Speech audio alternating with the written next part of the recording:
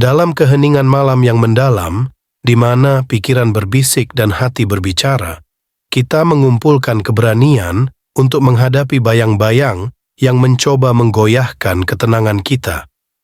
Di sini, di panggung kehidupan yang tak terelakkan, kita bertemu dengan provokator, mereka yang menari di tepi kegelapan, mencoba menarik kita ke dalam pusaran emosi yang merusak. Namun, kita tidak sendirian. Bersama, kita berdiri teguh, bersenjatakan kebijaksanaan para Stoik, siap untuk mengubah setiap provokasi menjadi pelajaran kekuatan batin. Mari kita layarkan kapal pikiran kita menuju kebijaksanaan yang tak tergoyahkan, dan biarkan setiap kata yang terucap menjadi mercusuar bagi mereka yang mencari ketenangan di tengah badai. Ini adalah perjalanan kita, perjalanan menuju ketabahan, pengendalian diri, dan keberanian yang tak tergoyahkan. Bersama-sama, kita akan menemukan kekuatan untuk tidak hanya menghadapi provokator, tetapi juga untuk mengatasi mereka dengan martabat dan kehormatan yang tak tergoyahkan. Berikut adalah poin-poin penting yang harus diingat ketika menghadapi provokator. 1. Pengendalian diri. Jika seseorang berhasil memprovokasi Anda, sadarilah bahwa pikiran Anda turut serta dalam provokasi tersebut. Epictetus. Pengendalian diri adalah fondasi dari kebijaksanaan Stoik.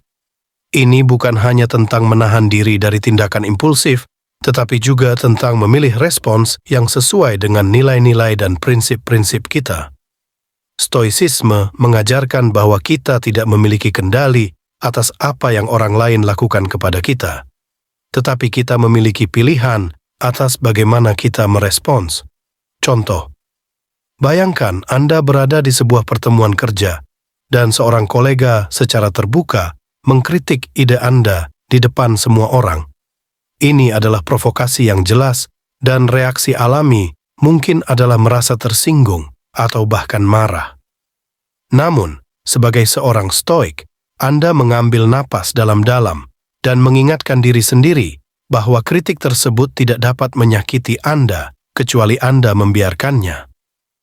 Anda memilih untuk mendengarkan dengan teliti, memilah-milah kritik yang konstruktif, dan mengabaikan bagian yang hanya dimaksudkan untuk memprovokasi.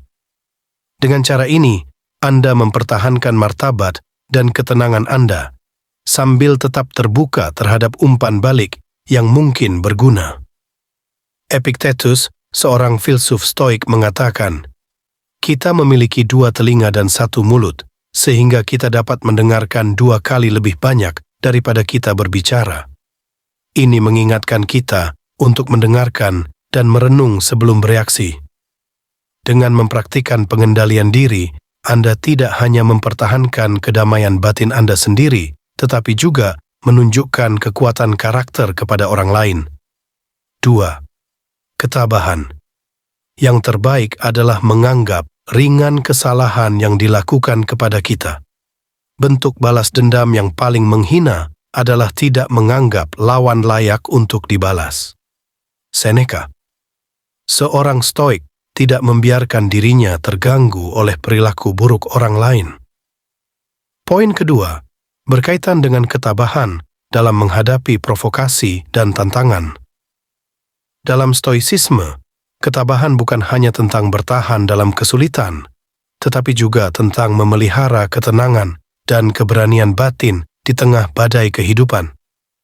Ini adalah kemampuan untuk menerima dan menghadapi rintangan sebagai peluang untuk pertumbuhan dan peningkatan diri. Contoh, misalkan Anda seorang guru yang menghadapi seorang siswa yang sering menantang otoritas Anda di kelas. Siswa tersebut mungkin mengajukan pertanyaan yang provokatif atau memberikan komentar yang meremehkan. Sebagai seorang Stoik, Anda tidak terpancing emosi.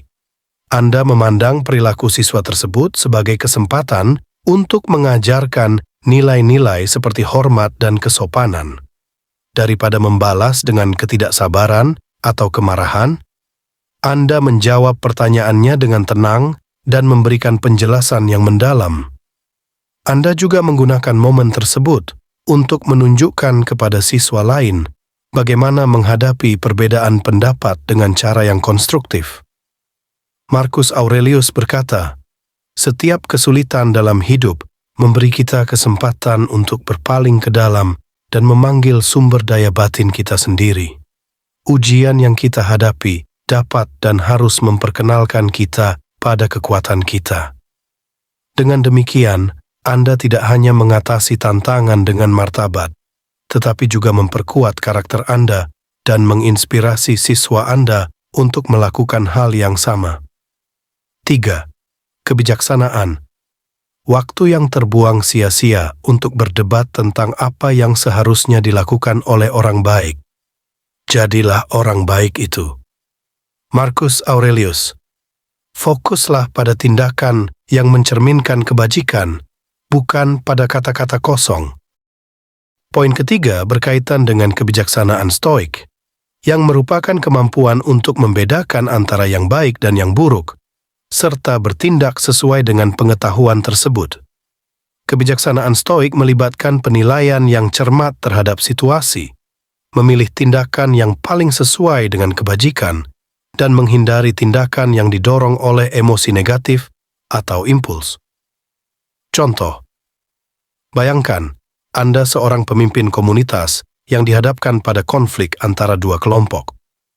Sebagai seorang Stoik, Anda tidak memihak atau terburu-buru dalam memberikan penilaian. Anda mendengarkan kedua belah pihak dengan sabar, mempertimbangkan fakta dan argumen yang disampaikan, dan kemudian memberikan solusi yang adil dan bijaksana. Anda tidak terpengaruh oleh tekanan atau emosi, tetapi berfokus pada apa yang terbaik untuk kesejahteraan komunitas secara keseluruhan. Marcus Aurelius menekankan pentingnya kebijaksanaan dengan berkata, "Kita harus melakukan segala sesuatu dengan pertimbangan dan tidak pernah secara sembrono atau tanpa memperhatikan konsekuensi dari tindakan kita." Dengan demikian, Anda menunjukkan kebijaksanaan Stoik dengan bertindak tidak hanya untuk menyelesaikan konflik, tetapi juga untuk memperkuat persatuan dan harmoni dalam komunitas Anda. 4. Keadilan. Bertindaklah dengan keadilan, bahkan ketika orang lain tidak melakukannya. Poin keempat berkaitan dengan keadilan dalam Stoicisme, yang merupakan salah satu dari 4 kebajikan utama. Keadilan Stoik tidak hanya tentang hukum atau aturan, tetapi juga tentang etika pribadi dan tanggung jawab sosial. Ini melibatkan memperlakukan orang lain dengan adil, empati, dan melayani komunitas. Contoh, bayangkan Anda seorang pengusaha yang mengetahui bahwa salah satu produk Anda memiliki cacat kecil yang tidak diketahui oleh pelanggan. Seorang non-stoik mungkin memilih untuk mengabaikan masalah tersebut demi keuntungan. Namun, sebagai seorang stoik, Anda memutuskan untuk mengumumkan cacat tersebut secara terbuka dan menawarkan penggantian atau perbaikan gratis. Tindakan ini mungkin berdampak pada keuntungan jangka pendek, tetapi Anda memahami bahwa keadilan dan integritas adalah lebih penting daripada keuntungan sesaat. Anda juga memperkuat kepercayaan pelanggan dan membangun reputasi bisnis yang jujur dan adil.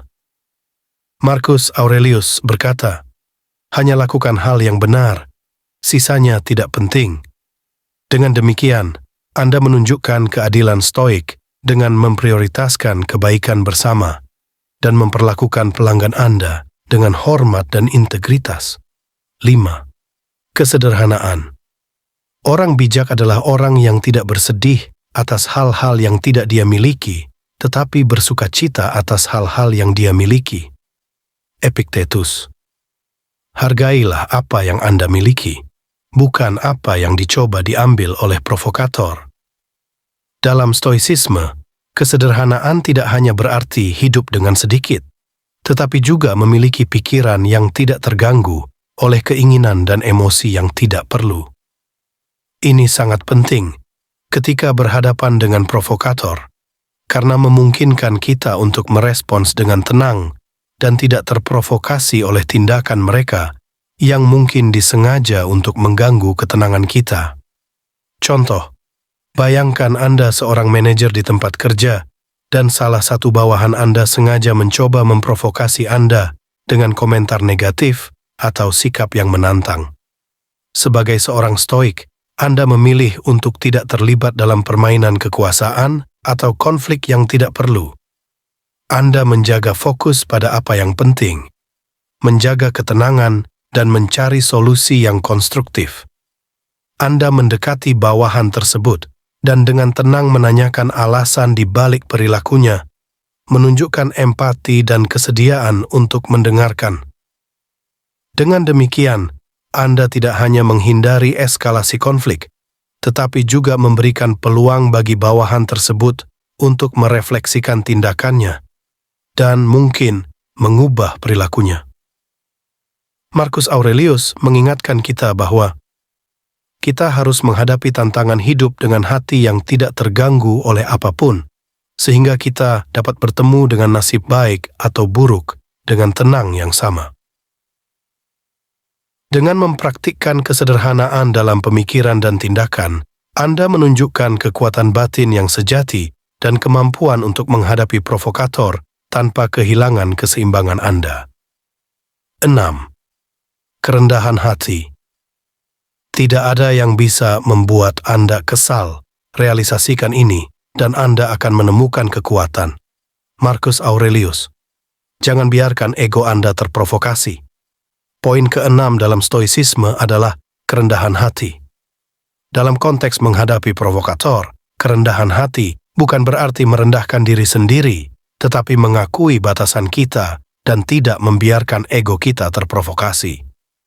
Ini tentang memandang setiap situasi dengan perspektif yang objektif dan menerima bahwa kita semua sedang belajar dan berkembang. Contoh, bayangkan Anda seorang atlet yang berkompetisi dalam sebuah turnamen. Seorang pesaing Anda sengaja membuat komentar merendahkan tentang keterampilan Anda untuk memprovokasi reaksi. Sebagai seorang stoik, Anda memilih untuk tidak terpengaruh oleh kata-katanya. Anda mengakui bahwa, seperti semua orang, Anda memiliki kekuatan dan kelemahan. Anda menggunakan kesempatan ini untuk menunjukkan rasa hormat, bukan dengan membalas kata-katanya, tetapi dengan fokus pada peningkatan kinerja Anda sendiri.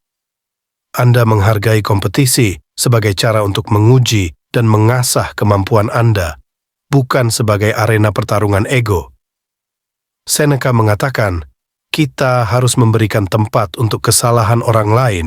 Ingatlah bahwa Anda juga manusia dan pertimbangkan berapa banyak kesalahan yang telah Anda buat. Dengan demikian, Anda menunjukkan kerendahan hati stoik dengan mengakui bahwa tidak ada yang sempurna dan menggunakan setiap tantangan sebagai kesempatan untuk belajar dan tumbuh, bukan sebagai alasan untuk konflik. 7. Keteguhan. Dia yang takut mati tidak akan pernah melakukan sesuatu yang layak bagi orang yang hidup. Seneca. Hadapi tantangan dengan keberanian, bukan dengan kekerasan. Poin ke-7 dalam stoicisme adalah tentang keteguhan. Dalam menghadapi provokator, keteguhan berarti memiliki keberanian untuk bertahan dalam situasi sulit tanpa kehilangan nilai-nilai atau martabat kita. Ini adalah kemampuan untuk tetap teguh pada prinsip-prinsip kita, bahkan ketika dihadapkan dengan tantangan atau tekanan.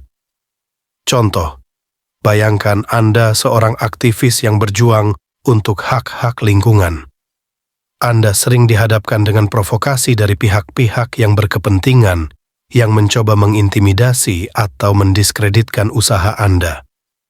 Seorang provokator mungkin menyebarkan informasi palsu tentang Anda atau organisasi Anda untuk merusak reputasi. Sebagai seorang stoik, Anda tidak membalas dengan cara yang sama. Sebaliknya, Anda tetap fokus pada misi Anda, menggunakan fakta dan bukti untuk membantah klaim-klaim tersebut, dan terus berkomunikasi dengan tenang dan jelas tentang tujuan Anda. Anda tidak membiarkan taktik-taktik intimidasi mengalihkan Anda dari tujuan yang lebih besar, yaitu melindungi lingkungan.